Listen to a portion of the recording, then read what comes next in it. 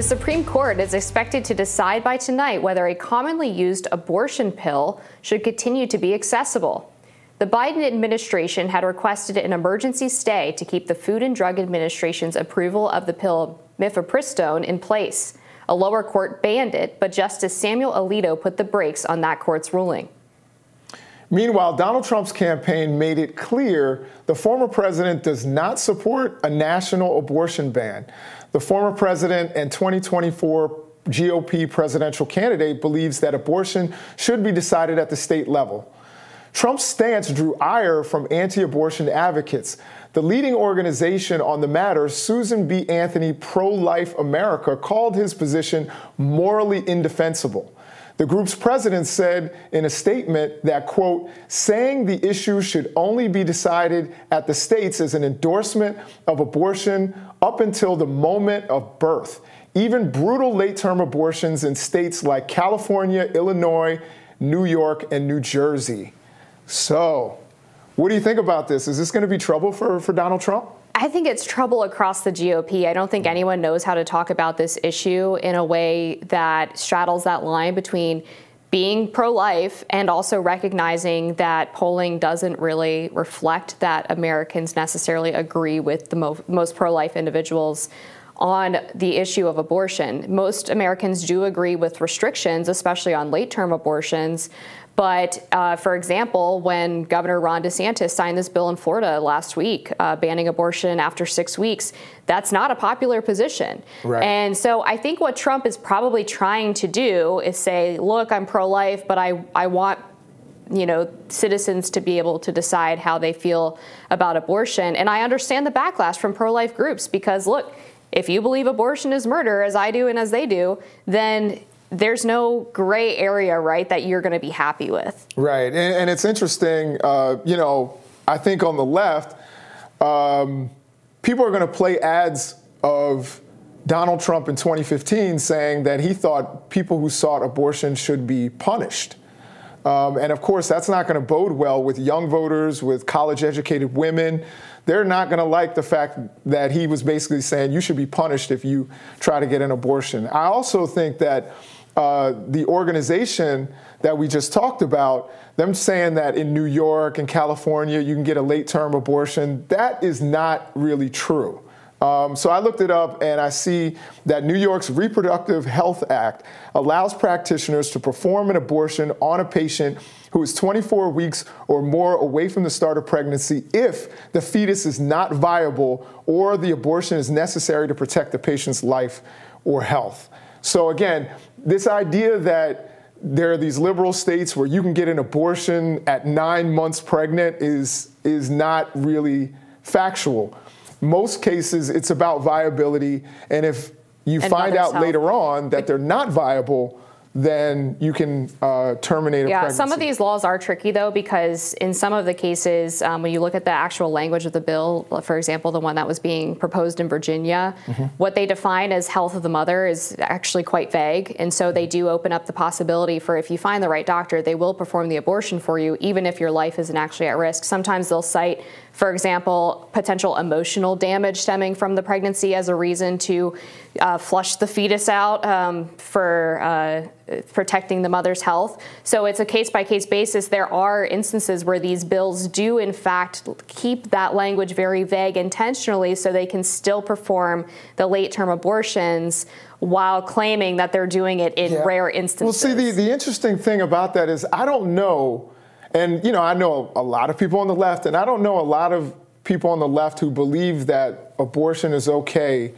by choice, after viability. Now, viability for many is before 24 weeks. It's more like 20 weeks where because it's changing because that's based on a scientific question of how early we can keep a baby alive outside of the womb, which has gotten earlier and earlier as our technology has advanced. Yeah, no, absolutely. And so it's, the estimates that I've seen have been about 20 weeks.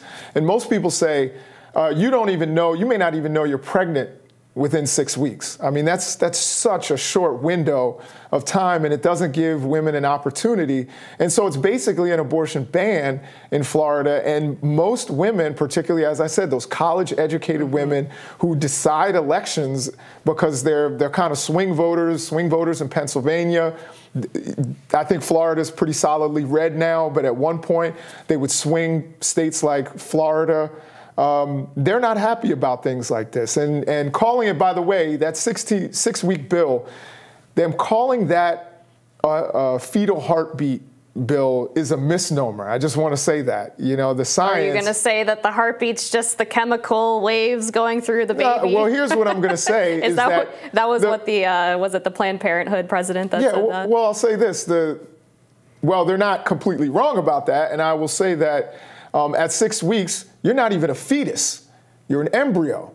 So calling it a fetal heartbeat is a misnomer because it's not a fetus. And also, you don't have a fully formed heart. That is a fact at 6 weeks. So calling it a fetal heartbeat when you don't have a heart and you're not a fetus is definitely a misnomer. I definitely understand why somebody who believes that abortion is murder, you are alive at the point of conception. I wonder, and I guess my question, I have several questions for a lot of pro-life people, but my first question is, and I think that the GOP would be better served if they actually address this, and that is if they started to talk about things like maternal death, which is a big problem in black communities.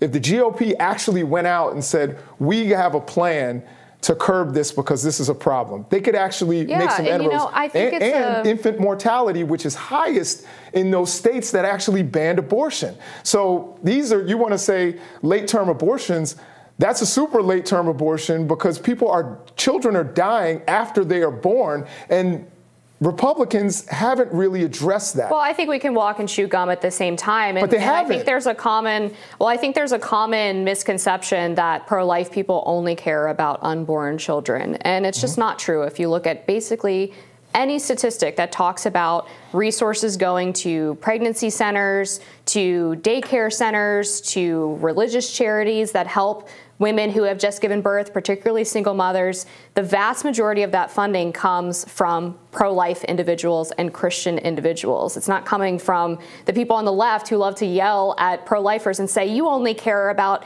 a child before it comes out of the mother's womb. It's just not true. Yeah, well, I think part of that is aided by, there was all this, we'll adopt your baby, don't abort your baby. And they do adopt more children than people on the other side of the political aisle. There are 400,000 children in foster care. Foster care is a different situation. Is it? So yes, those are children. I understand that, but what I'm saying is that there's a difference in where foster children are allowed to be placed. You don't just get to volunteer to take in a foster child in most cases.